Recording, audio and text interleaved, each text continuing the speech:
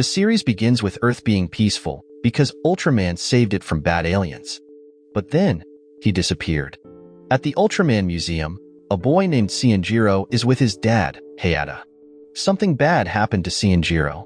He fell from a high place. Surprisingly, he wasn't hurt. This worried the museum manager, Iide, and Hayata's co-worker. After this, Hayata took Cianjiro home. That night, Hayata felt something was strange about Cianjiro. So, he went to see Iide at the museum. There, Hayata found out that Iide and his team were still working as special scientists who once helped Ultraman. Hayata was actually Ultraman in the past. To keep him safe, Iide made him forget his memories. But now, Hayata remembers, and the Ultraman powers have been passed to Cianjiro. This is why Cianjiro was okay even after falling from a high place. Besides that, Iide talked about a new enemy coming to Earth. This enemy looks like Ultraman but isn't Ultraman. His name is Bimular. 10 years later, Cianjiro is now a teenager in high school. He knows he has superpowers. Every day, he loves to jump on top of buildings without anyone, even his dad, knowing. One day, some teenagers were bothering high school girls, including an idol named Rina. Cianjiro tried to help but accidentally broke a bully's leg. Because of this, his friends avoided him. That evening, Cianjiro was on top of a building, thinking about how he hurt someone. Suddenly, Bimular came and attacked Cianjiro, throwing him towards a big stadium. Luckily, Hayata came and saved Cianjiro, sending him to a helicopter to keep him safe. Soon after, Hayata started fighting Bimular with his Ultraman suit. But it was hard because Hayata was too old to fight well. Meanwhile, Cianjiro was with Iide in the helicopter, feeling upset because he wanted to help his dad, but Iide had promised to keep Cianjiro safe. Not long after, they found out that Hayata was having a hard time. So Iide asked Cianjiro to help his dad using his Ultraman suit. Quickly, Cianjiro joined the battle to fight Bimular. When Cianjiro got there, he turned into Ultraman and the fight began. At first, the fight was even because Cianjiro used some good fighting moves that Bimular had trouble with. Feeling the pressure, Bimular tried a dangerous attack. Cianjiro, who was still new to this, was a bit confused. But Iide told Cianjiro to use Ultraman's laser. Cianjiro used it to stop Bimular's attack. At that time, Cianjiro was successful, but the explosion was big and only hurt Bimular's left arm. In the end, Bimular said he was an enemy of Earth and then left. Sadly, Cianjiro was also tired and fainted, worried about his dad. Later, Cianjiro woke up in the KPKI clinic and was surprised to see an alien man from the Zeton race named Edo. At that moment, Iide came into the clinic to calm Cianjiro. Then, Edo explained to Cianjiro why he was on Earth. Edo is one of the peacekeepers of the star clusters. He wants to help humans catch Bimular and other bad aliens. He also asked Cianjiro to become Ultraman like his dad to protect Earth. Upon hearing that, Cianjiro thought about it even when he went back to school because he wasn't sure if he could be Ultraman. That evening, Cianjiro went to headquarters to visit his dad, who was still in a coma, and met it.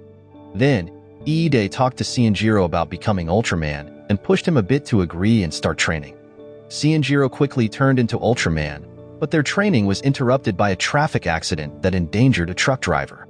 Soon after, Iide and Cianjiro went to the scene, and Cianjiro saved the unconscious truck driver from an explosion with Iide's guidance. There, Cianjiro succeeded in helping the driver and was called a hero. Later, Cianjiro also saved a woman from a bad robber, and the media noticed his heroic actions. His classmates and Rina saw what happened and were impressed. The next day, Cianjiro decided to become Ultraman, not just to protect people, but also to be known by the public. He told Edo and Iide at headquarters. Soon after, Edo got a video call from a serious man named Moriboshi. Moriboshi was waiting for orders to get rid of an evil alien bothering people. There, Edo stopped Moriboshi from acting and asked Cianjiro to join the mission. Shortly after, Cianjiro joined Moriboshi, but Moriboshi was cold towards him. He told Cianjiro to fight the alien. Cianjiro went into a warehouse and saw an alien eating humans. He was shocked and tried to fight the alien, but the alien escaped. Cianjiro chased after him. Moriboshi was a bit annoyed because KPKI always worked in secret. But Edo wanted people to know that the new Ultraman was Cianjiro, so Moriboshi followed orders and chased Cianjiro. Soon after, the battle moved to the middle of the city. They fought without caring about the crowd. The alien noticed Cianjiro's weakness, making Cianjiro lose his Ultraman form. And Rina, who was there, encouraged Cianjiro to become Ultraman again. Turns out, Rina's encouragement worked, and Cianjiro's Ultraman spirit came back. He fought the alien again and hurt its arm. The alien got angry and attacked Cianjiro, using many clones to corner him. Seeing this, Iide turned off the limiter on Cianjiro's Ultraman suit, but it could only stay off for 3 minutes because after that Cianjiro couldn't move. With the limiter off, Cianjiro attacked the alien coolly and finally won, but then fell unconscious. Shortly after, his dad came and saw Cianjiro's heroic actions and praised him. One night, an alien named Igaru was writing about his idol, Rina, on a fan block. He saw a bad comment about her and got annoyed. On the same night, the police were investigating a series of murders. All the victims were found in the same condition. Then, a detective named Endo and his assistant were examining the scene. But their work was interrupted because KPKI members, led by Moriboshi, took over the case. The 2 policemen left because Endo already knew about KPKI. The next day, Cianjiro was happy with his fame as Ultraman on social media. But then Moriboshi came and ruined his mood by talking about Cianjiro's instability as a teenager. Moriboshi also gave some advice to Cianjiro about being Ultraman. After that, Moriboshi invited Cianjiro to a special place, and it was an alien city on Earth. In this city, all the aliens use a device to look like humans. When they arrived, Moriboshi was looking for an informant named Jack to help solve the recent serial murder case. They met Jack and talked for a while. Then, Moriboshi left Cianjiro with Jack. Suddenly, an alien in monster form attacked Cianjiro because it knew he was Ultraman. Luckily, Moriboshi came back and scared the alien away. They went back home. Meanwhile, Endo and his assistant were still trying to solve the murder case related to Rina the idol. They met Igaru and chased him, but he escaped. Now they knew he was an alien. On the other side of a building, Moriboshi and the team planned to stop an alien shaped like a flying coral. This alien had hurt 7 people. Even though it was hard at first, Cianjiro managed to defeat it. When Cianjiro was about to finish the alien off, the alien begged for mercy. Cianjiro couldn't do it, so the alien was captured by KPKI. Moriboshi was very disappointed with Cianjiro for being too kind and unsure. Meanwhile, the 2 police officers kept investigating the case. All of Endo's suspicions about Rina were true, and this made him worried because Endo is Rina's father. Soon after, Hayata went to meet Iide and Edo. He thought Bimuller's goal was not to hurt him. Hayata was also worried that Cianjiro was too young to become Ultraman. That evening, Endo and his assistant set a trap to catch the murderous alien by posting bad comments about Rina on a fan blog. Hayata also talked to Cianjiro about how hard it is to be Ultraman, especially since Cianjiro is still young and inexperienced. Their conversation was interrupted when Iide called Hayata. Back to the 2 cops, their trap worked and lured out the alien, killing the victims. But it wasn't Igarv because it was another alien named Briss. Luckily, Moriboshi arrived just in time. Suddenly, Briss shot his laser at Moriboshi, but it didn't work because Moriboshi turned into an Ultraman with a cool katana. Without wasting time, Moriboshi attacked Briss with his katana and defeated him in front of Cianjiro, Hayata, and Iide. Long story short, the next day, Cianjiro was still thinking about what happened last night. But in the middle of the city, monsters suddenly appeared and started attacking. This made Cianjiro panic and confused. It turned out this was a plan by Jack, and the monster attacked Cianjiro. Then, Cianjiro quickly turned into Ultraman and tried to fight. At first, Cianjiro found it hard to fight because he didn't want to hurt the alien. But as the battle went on, he got better. Cianjiro even discovered a new power. He could fly like Bimuller. After the fight, Jack went to Iide to give information about Igaru, who was being hunted by others because of the serial murder case involving Rina's fan. Detective Endo was also looking into this case to protect his daughter Rina. Meanwhile, Rina was waiting for her manager to pick her up and meet Cianjiro. Sadly, Rina didn't remember that Cianjiro had saved her, but she kindly invited him to her first concert. Back to Day, who told Edo about Igaru. Edo had more bad news that Igaru's alien communication device had been stolen. They asked Sanjiro and Moriboshi to go to Rina's concert to catch Igaru and the person behind him. At the concert, an alien disguised as a staff member was ready to carry out his plan when Rina started performing on stage. Meanwhile, Igaru was also trying to go to Rina's concert to stop something bad from happening to her. But Igaru ran into Indo and was stopped. After Rina finished singing, she talked about how Ultraman caused her mother not to survive. At the same time, Sanjiro and Moriboshi, who were there, heard this. Soon after, an alien named Adad appeared and caused chaos at the concert. At that moment, Adad, an agent from the Star Cluster Council, threatened the audience with a bomb. Sanjiro and Moriboshi, as Ultraman, tried to stop Adad, but he was a tough opponent, and they couldn't beat him. Then Bimular showed up and made things worse. He forced Sanjiro to hold up the concert roof to protect the audience. In the crowd, Igaru escaped from Indo and his assistant. The two policemen were there, witnessing the frightening events. Bimular also defeated Moriboshi, making the situation even worse.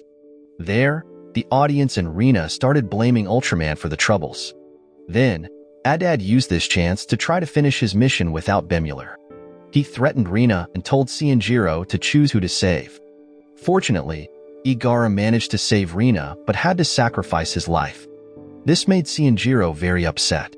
Using his strength, Sanjiro destroyed the roof and flew to the stage. However, instead of fighting, Adad stopped his actions. Bimular also left, giving some advice to Sanjiro. Long story short, Adad explained to Sanjiro and Moriboshi that his job was to get rid of bad aliens like Igaru to keep peace and protect his position in the Star Cluster Council. After explaining, Adad left, followed by the two Ultramen. After that, Moriboshi and Sanjiro were in the locker room. Moriboshi told Sanjiro that he needs to stop being naive, especially when doing his job as Ultraman. A few days later, Sanjiro got a new classmate named Seiji. Seiji knew that Sanjiro was Ultraman, which made Sanjiro nervous. After school, Sanjiro talked to Jack about Seiji and asked him to find out more about the boy, worried that Seiji might reveal his secret. That night, Seiji blackmailed a doctor and stole his money. He also defeated the doctor's bodyguards before going home. At home, Seiji had a board full of information about his goals. The next night, a new Ultraman appeared where robbers were stealing casino money from gang members. This new Ultraman defeated everyone and took the money. The incident went viral, and even Indo and his assistant heard about it.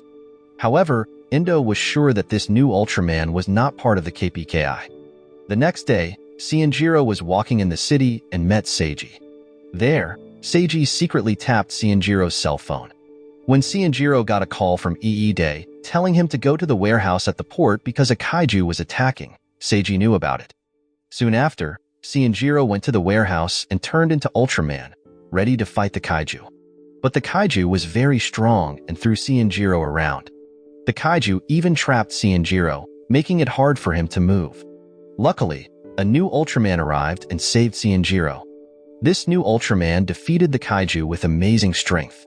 The KPKI was shocked and confused about who this new Ultraman was. Before leaving, the new Ultraman called Sanjiro Sr., which made Sanjiro realize who he was. Meanwhile, Seiji was in the alien city getting his Ultraman suit fixed by a smart alien named Yapul. Surprisingly, Seiji's hands were fake.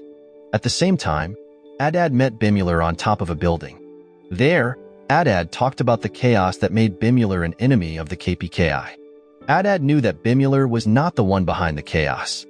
Meanwhile, Sanjiro was visited by Rina, who wanted to go to the Ultraman Museum to meet Ultraman. Sanjiro promised to give her information about the superhero. After that, Sanjiro and Moriboshi went to a place to stop the kaiju aliens. But when they got there, Seiji had already defeated the kaiju. Shortly after, Moriboshi found out that Sanjiro knew Seiji and turned off the CCTV so no one would know. Then, they took Seiji to the KPKI headquarters to be questioned by Day about his goals and if he could join KPKI. But at that time Moriboshi and Edo didn't fully trust Seiji's answers, so they planned to use him as bait to catch some criminal aliens. Meanwhile, Jack was at his usual cafe when Adad came, and asked for help finding missing people. Jack didn't seem very interested. Shortly after, Adad advised Jack to be more secretive when doing his missions because they both had secret identities. In another place, Seiji was talking to Yapol, who warned him about the dangers of his mission. Yapol wanted Seiji to give up and come home, but Seiji refused. He promised to find the criminals who hurt Yuko, the girl who saved him during a big accident. Soon after, Yapol looked after Yuko and her alien family. At the same time, Bimular visited Yapol to ask about Yuko and Seiji. The next day, Cianjiro was looking for Seiji at school but couldn't find him. Ide told Cianjiro that Seiji was near the river. Quickly, Cianjiro went there and stopped Seiji from blackmailing someone. There, Seiji let the man go for Cianjiro, but Cianjiro was still upset because of Seiji's bad behavior. They ended up fighting as Ultraman. Seiji insulted Cianjiro, saying he was too naive and judged others too easily. At that time, Cianjiro couldn't defeat Seiji. Luckily, Moriboshi arrived and challenged Seiji to a duel. Confidently, Seiji accepted.